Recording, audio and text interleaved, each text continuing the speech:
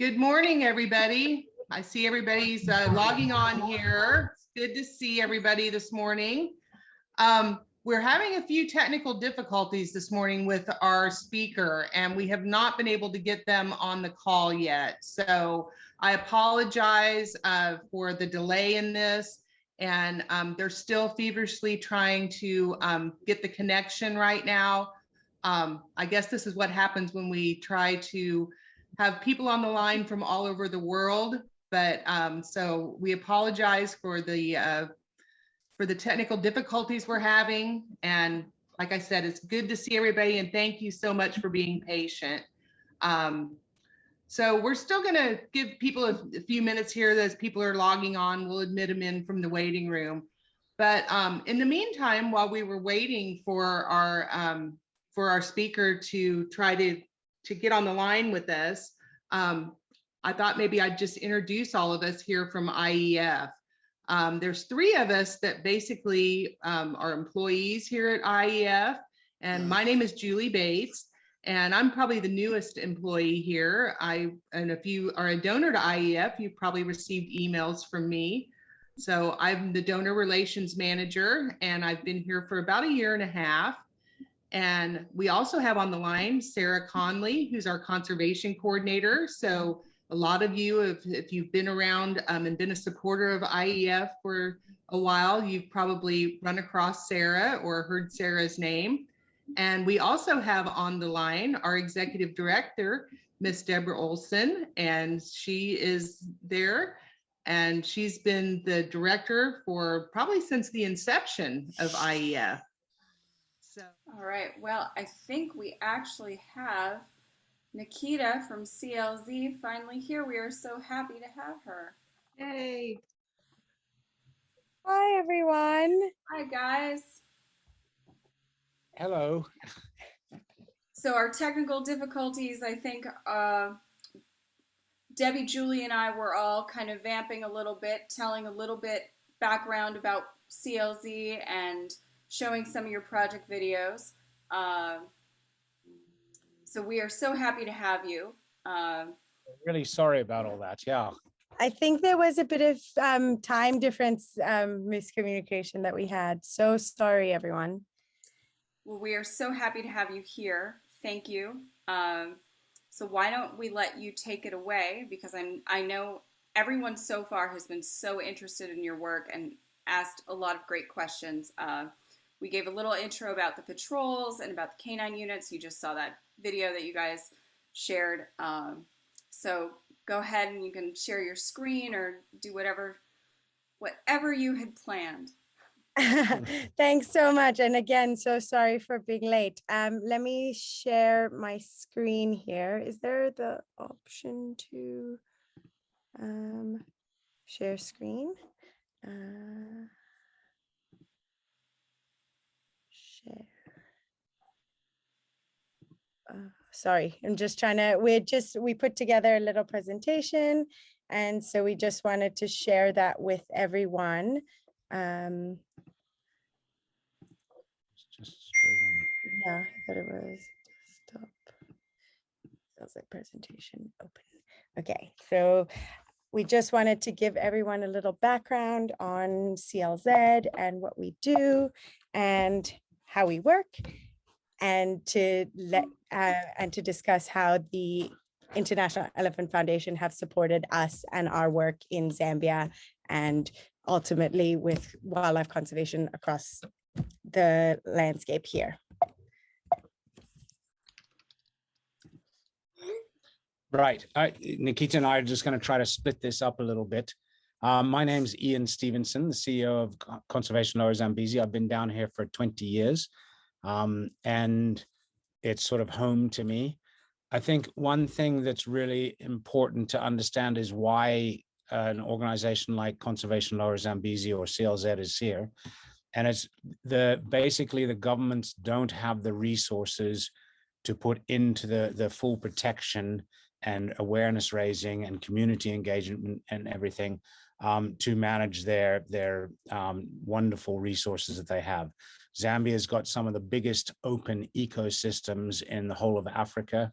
In particular, it's got three. Ours is massive. It's over 20,000 square kilometers, the whole area, which I'll show you a slide on before.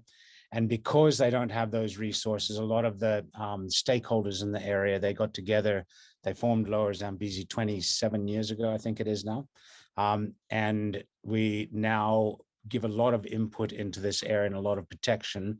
And a lot of it is only possible because of the likes of the International Elephant Fund. Yeah.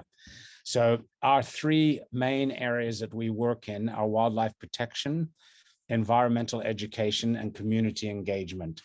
And I think what's important for people to understand is with the wildlife protection, that's like the short fix right now. It's stopping, it's stopping what is happening right now. But the long term is the education and awareness and the engagement and benefits going back to the community. So there's two sort of different approaches that we take. One is trying to protect what is here right now, but changing the mindset of people in the long term to protect it in the long term. So just going to the next one. So our big areas where we operate, you can see that red is the Lower Zambezi National Park. We're surrounded by what we refer to as game management areas, GMAs.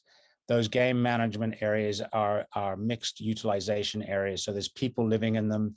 There's often hunting in them.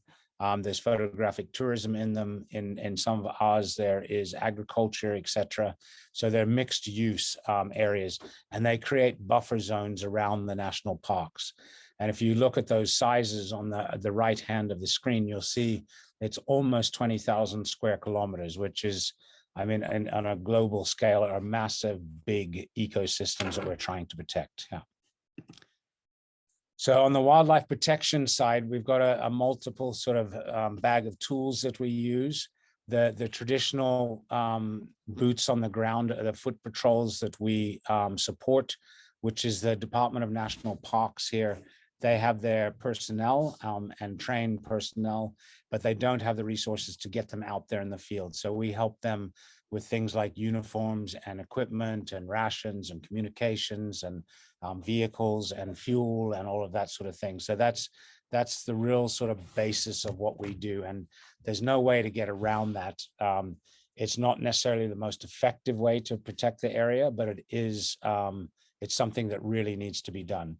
Then because there is a national shortfall of human resources in Zambia, we have our own community scout unit. So they have the same mandate and authority as the national park people, but they're employed through the communities and what we call a community resource board, who we work with to create these community scout units.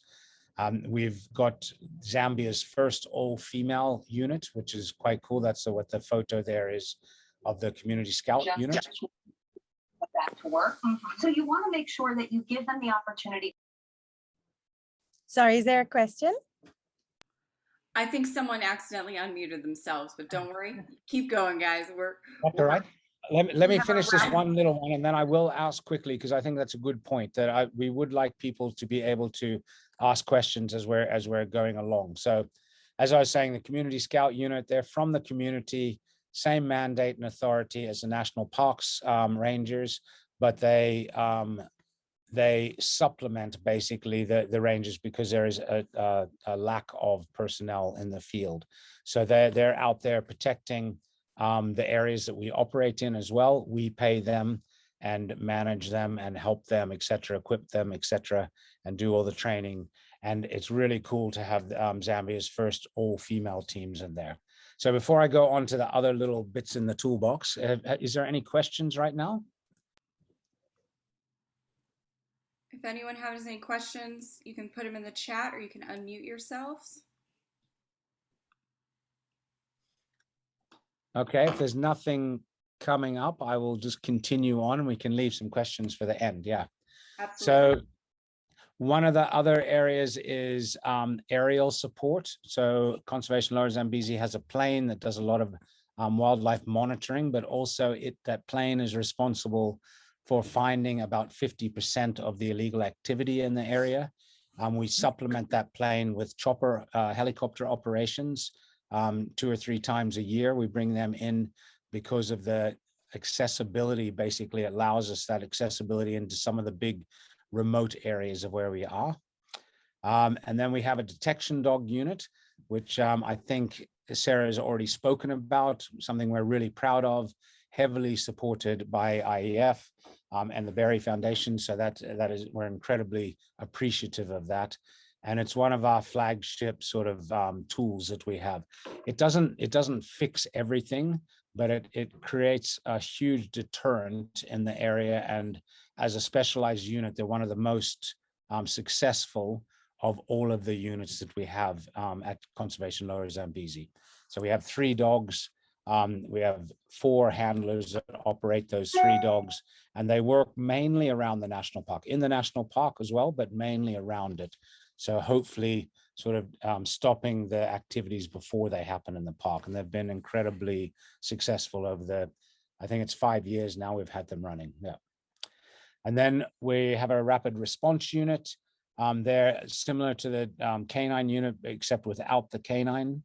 And they are heavily funded, so they have a lot better support with their own vehicles, higher level of training, etc. They have also been very successful around the national park, and we're putting a lot of work into the specialized units. You'll see there's investigations and intelligence units. We've got 3 of them that we work with partners around the national park. And there, a lot of the work we're doing now is not just the boots on the ground in the park, but it's all this work with intelligence and intelligence-led operations around the national park. And then the last bit of the wildlife protection, we recognized a need, because we're on the border of Zimbabwe and of Mozambique where we are. There's a lot of cross-border trade. So we've put a lot of work into sort of cross-border collaboration with the different security authorities from Mozambique and from Zimbabwe. And that seems to be gaining some traction now and having sort of good results from it. We do a lot of work on the rivers, which the boundaries between the different countries here, and the fisheries management, which is another a very sort of contentious issue between the different stakeholders of the area, whether it be the community, the tourism operators, the poachers, all of that. So I put a lot of work into that. And then the last thing on the wildlife protection side is that we found we were having great success in the field and arresting people, etc. But then the judicial system was letting us down. So we now have our own full-time Zambian lawyer who follows all of the cases that we have, and our prosecution rate has gone up to 80 or 90% now, and it seems to be working very well. But also a lot of awareness raising within that judicial system. You know, we bring the magistrates into the area so that they understand what their cases are about in court, and that has been really, really successful. I'll hand over to Nikita quickly. Yeah. So while CLZ was originally founded because of the rise in poaching, and it was all law enforcement, majority of it was law enforcement at the very beginning, they also realized that by having the GMAs so close to the park, there is also a big human aspect to conservation. And, you know, you're not going to protect the park fully and the wildlife unless you have local investment and understanding and education as well. And so CLZ developed the environmental education program and the community support empowerment program. And so the education program works to target the influential age of students from 11 to 18 high school students in the communities in the Lower Zambezi. So we've reached up to 65 schools now around in the GMAs around the national park. And we do a number of different activities with all of these schools. So we've developed an education curriculum, and this curriculum is distributed to all the conservation clubs in all the schools, and during our educators outreach program. So during his outreach, he distributes the curriculum. He teaches the teachers how to teach conservation to the students. He looks at how the students are doing from past years, and he sees if there's more attendance, if they're interested, what the student feedback is in all the schools.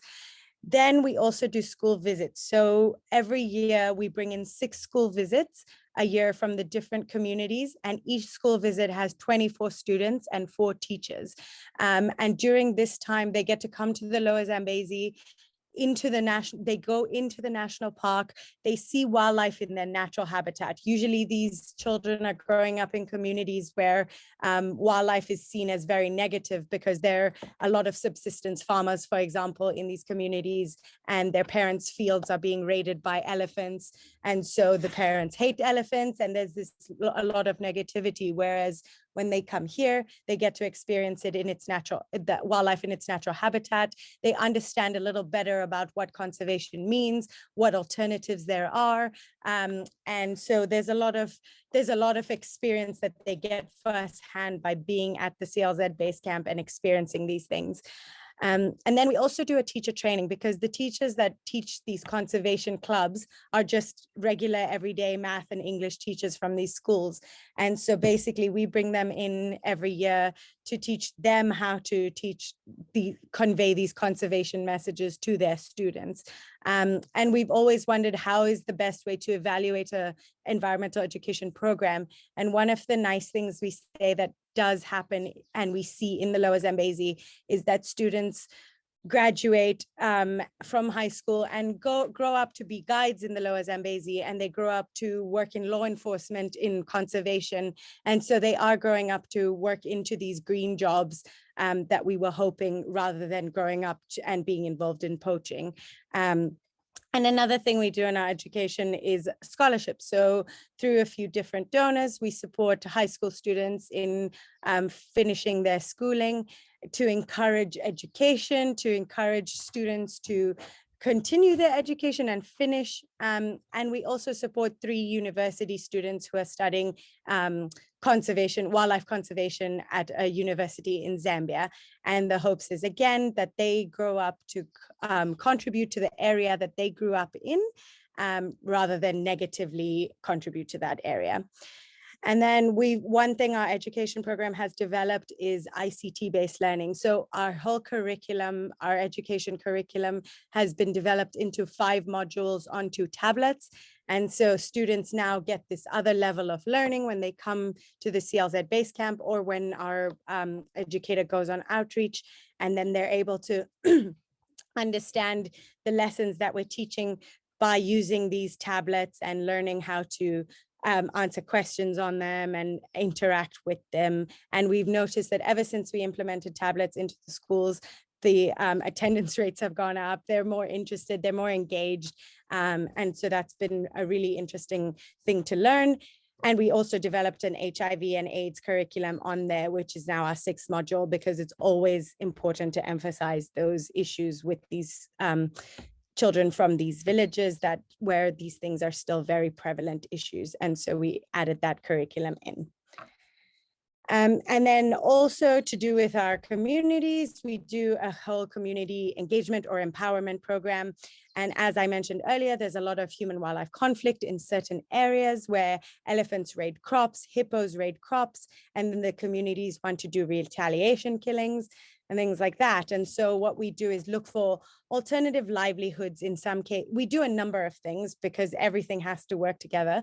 One of them is alternative livelihoods. So we're looking at things like what crops they can grow that will deter animals. Like we've heard that elephants don't like chilies. So we do a chili workshop every year where we teach farmers how to grow chilies, use chili seeds to make chili fences.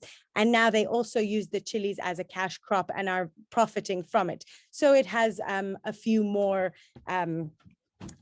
good things to it rather than just warding off elephants. It's also showing economic gain as well. In addition, we noticed women in the community are such a minority group, and we needed to find some way to empower these women, because once they are empowered and relating that empowerment to conservation, they are teaching their children these conservation messages because they believe in it too. So we've started quite a few women groups, 3 tailoring groups with a total of 31 women in it. 2 groups of ladies that have set up hippo fences, which have 22 women in it. 2 groups where we've done chicken projects. So one are layer chickens, one are broiler chickens, and that's about 20 women. And so there's quite a lot of women involved now that are financially benefiting from alternative livelihoods, and that can be possibly also swayed away from poaching and snaring and being involved in illegal activities. And then every year, because during the peak harvesting season, we know that elephants are a big issue in certain areas. So our community scouts, we send them into certain high wildlife conflict areas. And so they help to patrol, to ward off elephants and those kinds of things. And then we also do a number of human wildlife conflict and living with elephant behavior workshops. So people actually get the chance to understand what warning signs an elephant gives, what if you build a house on where elephant paths are, they're going to trample your house. So just understanding the wildlife better, and so they can mitigate the risks that they have more. And in addition, we do it with an anti-snare campaign. So teaching them that that actually is now a legal offense. You can go to jail, you can be fined up to this amount if you're caught. It's not just a slap on the wrist. It's a severe offense. And so we do a number of workshops and campaigns just to make sure they're aware, they understand, and that there are also alternatives that we're helping to provide in the communities. And a big thing for last year, obviously, and into this year, is COVID-19. And communities in this area were so severely affected because usually this area is thriving because of the tourism. And when COVID came in, a lot of that changed. And so we put in a lot of effort into supporting these communities because the job losses from the community members and revenue loss was severe. And so we decided to look at emergency funding, and donors were very flexible on how to help change funds to support the more pressing needs. And so we supported the communities in terms of COVID awareness, COVID support in terms of the hospitals with medications and PCRs and gloves, and we masks. We made the women's groups, we provided them with materials to make masks, which we then provided to the communities. So a number of mitigation methods and awareness was provided to the communities, as well as a few more alternative livelihood projects for communities that were struggling so much from revenue lost from tourism. And I will give it back to Ian. Right. The last little bit we thought we'd touch on, which we're really excited about. One of the things we have done, over the 25 years or 27 years of CLZ is help with a little bit of animal rescue. So we do get snared animals down here, whether it be a hippo, an elephant, or a lion, or whatever. So we help with taking snares off. We help with orphaned animals, etc. And then we started probably about 8 or 10 years ago, dabbling more into the research side. And it's something that IEF has been really good about. They have supported a camera trap project for us now for 4 years, I think it is now. Yeah. And where we run an annual camera trap program and just try to identify presence of animals in certain areas, also a waterhole count, etc. So we've started dabbling more into the research side. And this is leading on to what we're calling a restoration program for the Lower Zambezi. And we feel our protection is getting close to the level where we can now look at bringing back in species that are either depleted or have been locally extinct in this area. And that includes black rhinos. So we developed with other partners, we've developed a restoration program. It's a 10-year program, and with the ultimate goal of bringing black rhino back into the area. It has now been endorsed by the ministry in Zambia, and so it's something we're putting a lot more effort into right now. And hopefully in the coming years, we will see black rhino coming back in here, which is a real sort of credit to the efforts of everyone in the national park system and all the team at CLZ and all the donors that have supported us over the years. So yeah, so that's the last bit that we wanted to touch on, because it's a nice way to finish off. And then it was just to say a huge thank you to everyone who has supported IEF, but also us through IEF and the Berry Foundation, etc. Because we could never do what we do without people like yourselves giving us that support. So we can't say thank you enough for that. Yeah. And we believe somebody from the Berry Family Trust is here today. So we're really glad that you are, and thank you for all your support. So yeah, if there's any questions at all that we would love to be able to try to answer. Wonderful. Well, as always, you guys are definitely a better spokespeople than we are as far as telling the multifaceted things that everything you guys are doing. I know I'm impressed every time I hear more about it, but I'm happy that you guys touched on so much. I think everyone realizes that conservation is not a simple issue. It's one of those things where, like you guys were talking about, there are many different approaches, and you sort of need to have all of those different approaches. Like the communities need to feel that you're invested in them. Otherwise, they're not going to feel invested in protecting the wildlife, things like that.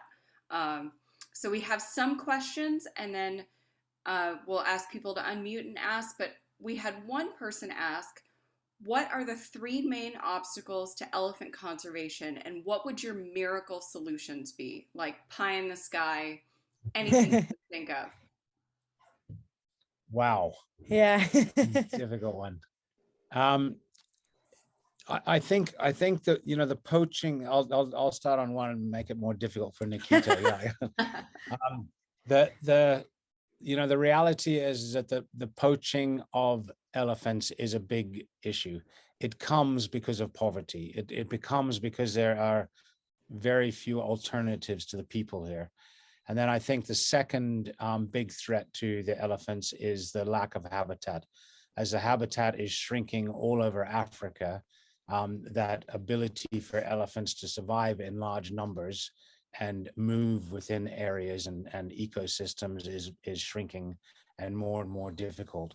And I think it's something that Zambia is incredibly proud of and lucky and fortunate that we have these massive big ecosystems. You know, there's no reason elephants can't move from here 1,000 kilometers to the north of here. You know, there's corridors that link us to the north to South Luangwa and North Luangwa, and really, to be honest, up on into Malawi and into Tanzania. So to keep those big corridors open is one solution. To raise awareness, alleviate some of the poverty is another one, because without, you know, if people weren't impoverished, they wouldn't be going So to desperate some, yeah. to poach. Yeah.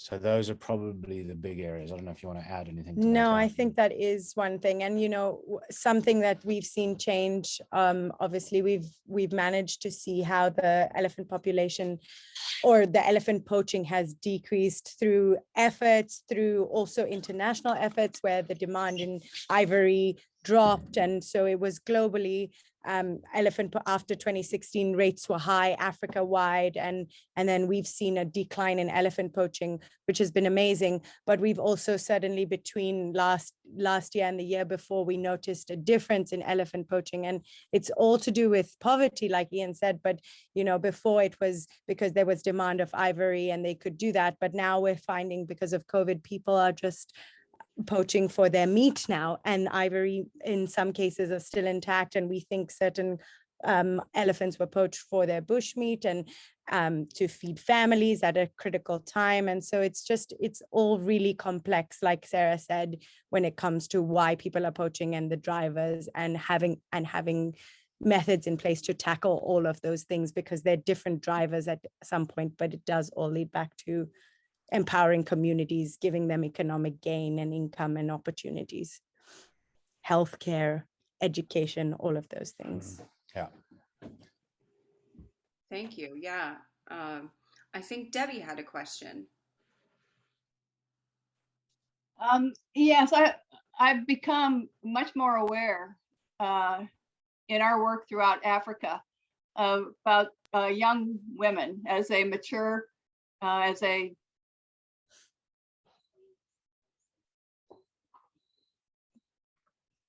to continue their education because of a lack of facilities or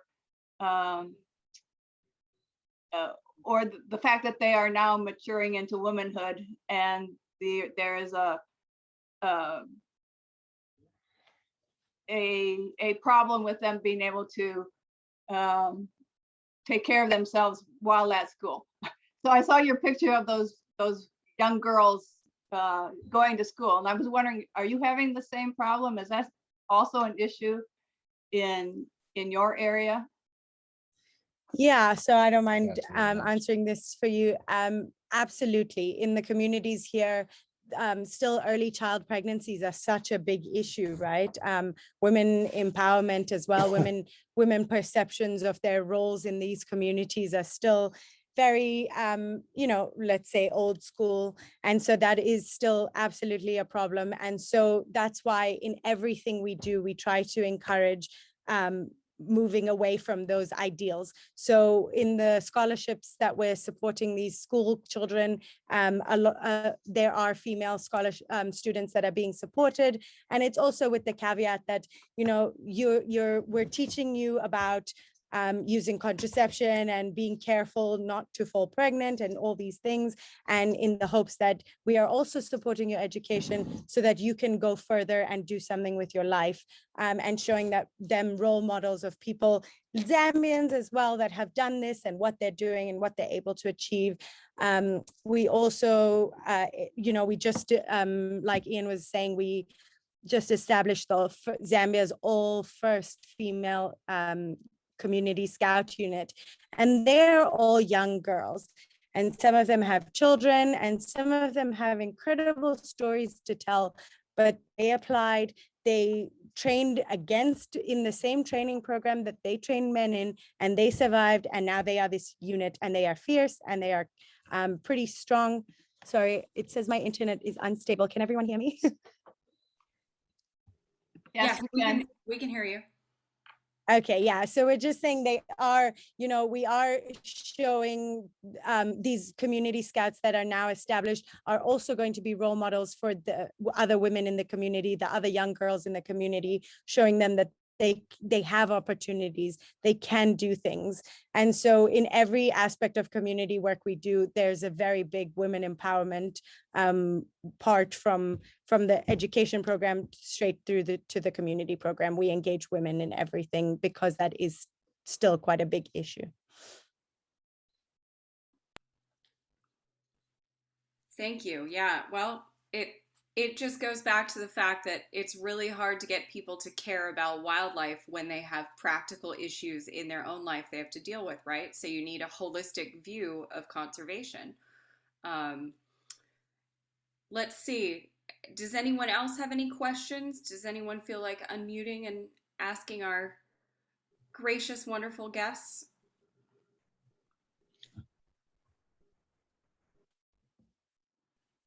While we wait for people to think about things, why don't you guys talk to us a little bit more about the dogs and the training of the dogs, where you get them, things like that, because I think people really respond to that bond that they have.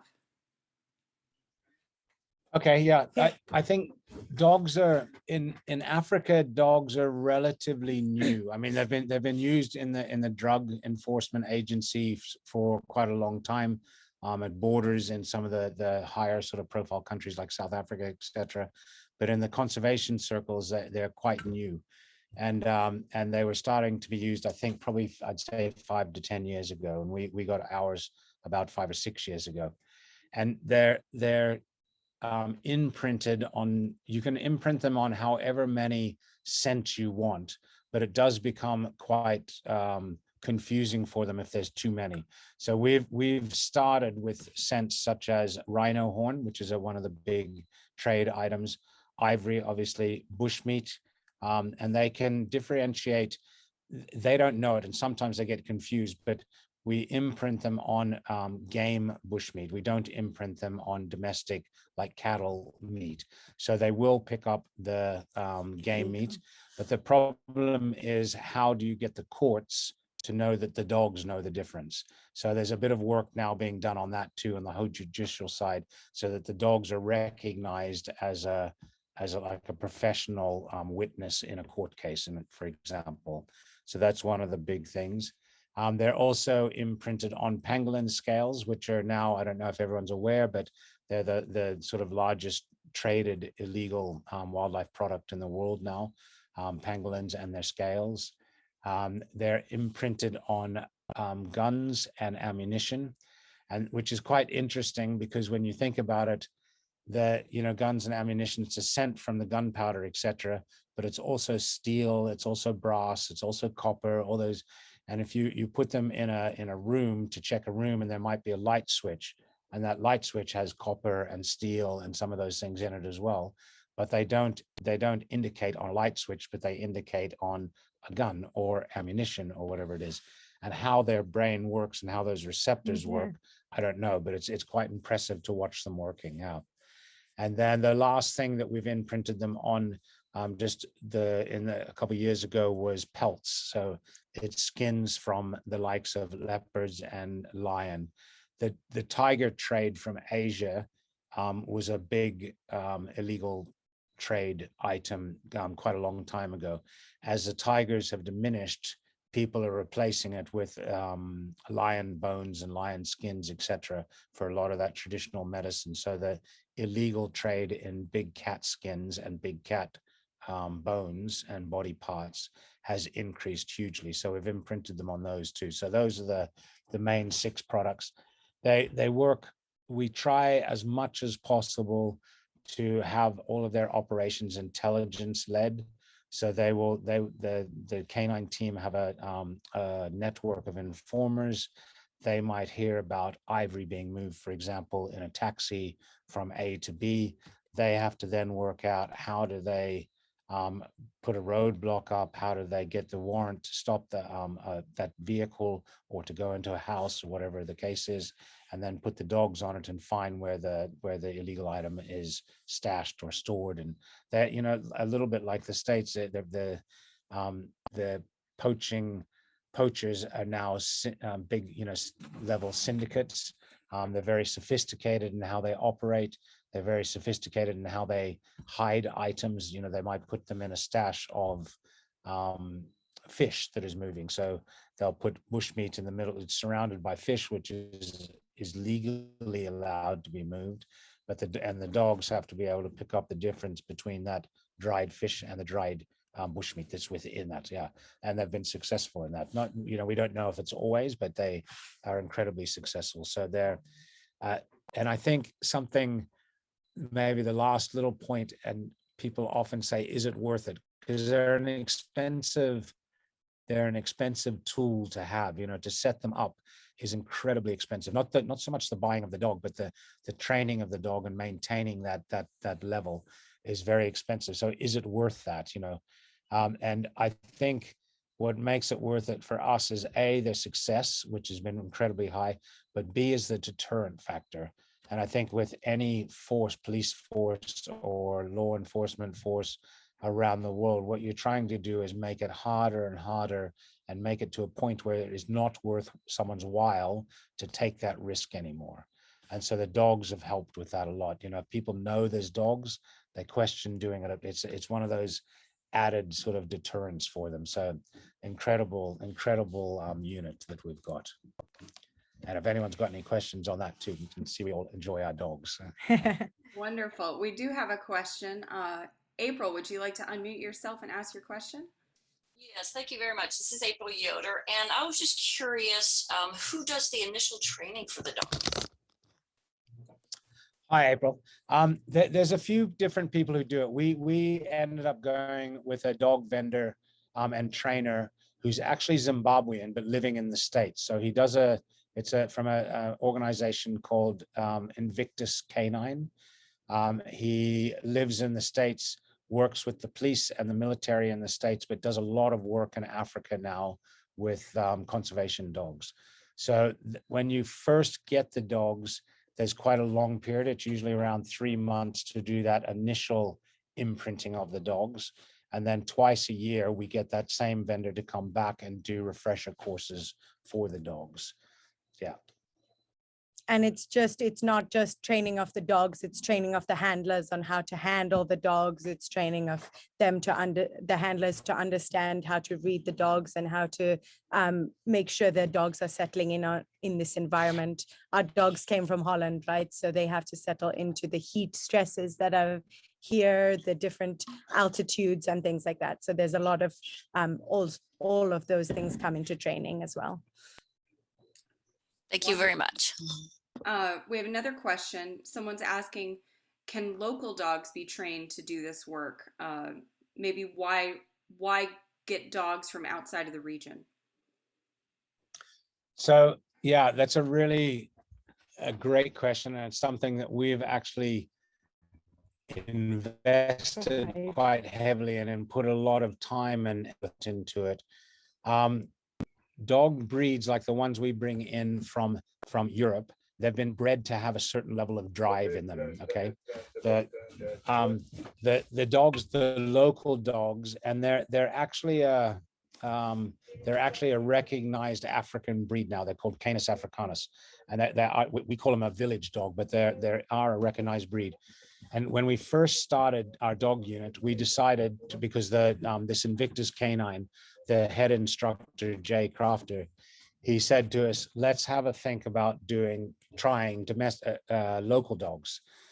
And the problem is you probably will not get a local dog and be able to train it the first time. But if you can train a series of them, so you train the first one, then you train its offspring, and then you train its next offspring, by 2 or 3 generations from now, you should be able to build that drive into those dogs. And the advantage, obviously, is that they're acclimatized to the area, they're acclimatized to the diseases and everything. And so we went into the village, we picked up a 8-week-old puppy, and we went through a whole selection process. We had hundreds of puppies being brought to us by different communities because everyone knew we were going to pay for a puppy. And I think the puppy was $8 and is what we paid in the end, compared to $5,000 for a dog from Europe. Yeah.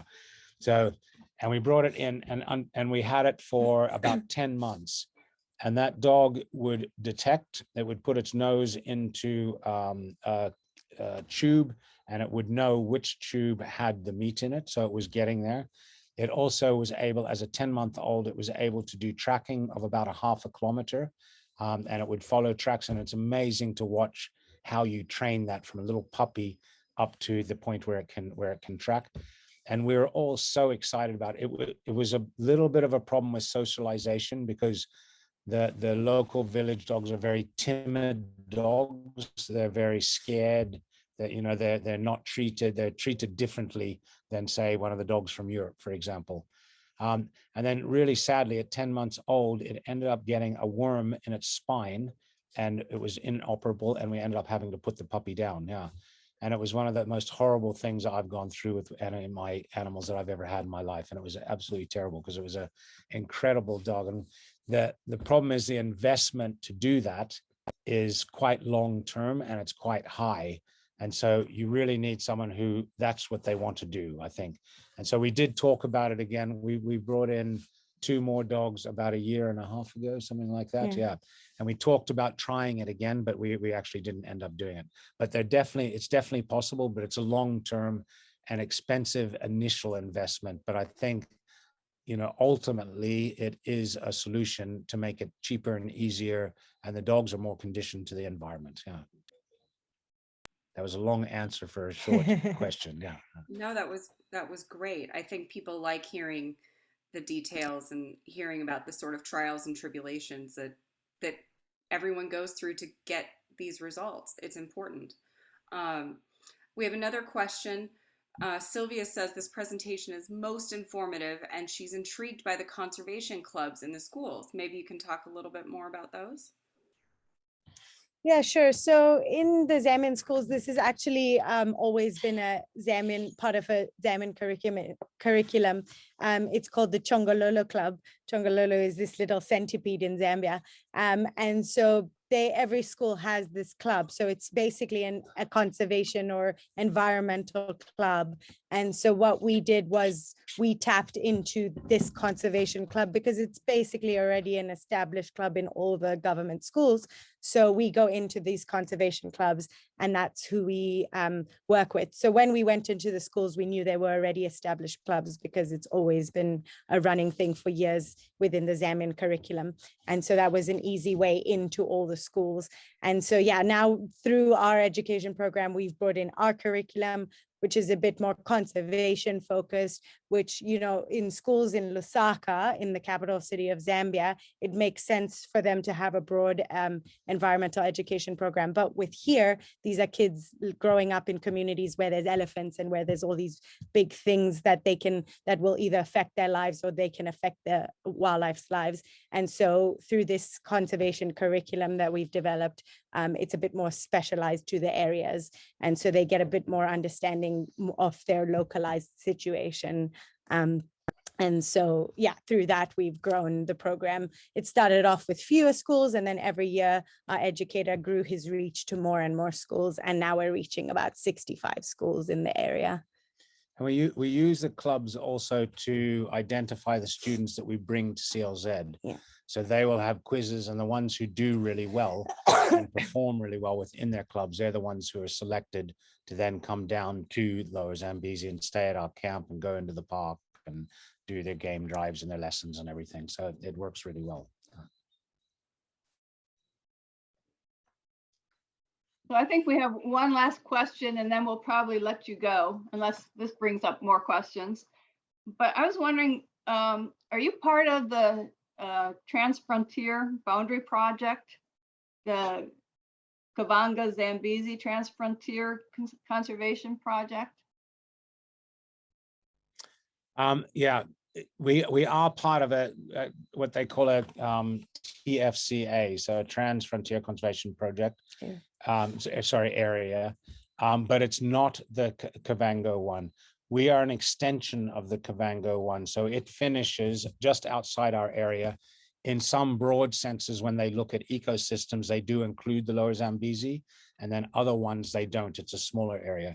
But there's two TFCAs in our area. One is Zimbabwe and Zambia, so across the river from us, and they call it the Mana Pools Lower Zambezi TFCA, because it's all protected area across the river from us, and we're mainly protected area on this side. And then if you go further to the east, we go into Mozambique. So there's another one called Zamoza, which is Zambia, Mozambique, and Zimbabwe. Yeah, sorry, Zimbabwe, Mozambique, and Zambia, Zamoza. And that's another TFCA. And we've recently put in a grant application for the Mana Pools Lower Zambezi one, because we're trying to assist the governments to get it signed off, because in concept level it is there, but it is not formally signed off with the three governments yet. Yeah. Thank you. Wow. I love listening to you guys because I learn something every time. It is just fantastic. We're getting great feedback from everyone. Everyone is enjoying your presentation and sharing your brains with us. So thank you so much for your time. I don't see any more questions in the chat. So let's give Ian and Nikita a round of applause. We are so thankful to have you. And I know I speak for IEF. Thank you for your great partnership all these years. And we are proud to support your great work. Yeah, Sarah and Deborah and everyone, it's so nice. And the Barry Foundation, Family Trust. That we just, like I said before, we could not do what we do without people who care in places like where you are now, and all the support you bring, and to have these long-term supports also, and the relationships and partnerships we have with the likes of IEF is just fantastic. Yeah, so a huge thank you to all of you. We're very happy. We're very happy to be able to help. It is more important to us to help. You can't. I always say to our partners in Africa and Asia that you give us so much more than we give you. So thank you. I don't know about that. but yeah, Yeah. I think it's a team effort. Yeah. Well, wonderful. Thank you guys so much. Julie, did you have some final words? Sure. I just want to thank everybody for being on the call, and thank you all for sticking with us today through our technical difficulties. And just let everybody know that I know that everybody who's on the call should have my email address. So if you come up with any questions after we get done, feel free to email me and we can get the questions answered through the proper channels. And I just want to also just give a heartfelt thank you to everybody, because I know that we have a myriad of folks who are on the line today, people that work at zoos, IEF donors, just a lot of different people across the gamut. And I just want to thank you all, because every one of you helps us be able to, help these projects. So thank you so much for that. Thank you, everyone. Thank you. Yeah. And sorry again for our lateness Yeah. also. Yeah. We are so happy that it worked out, and we really appreciate your time. So thank you again.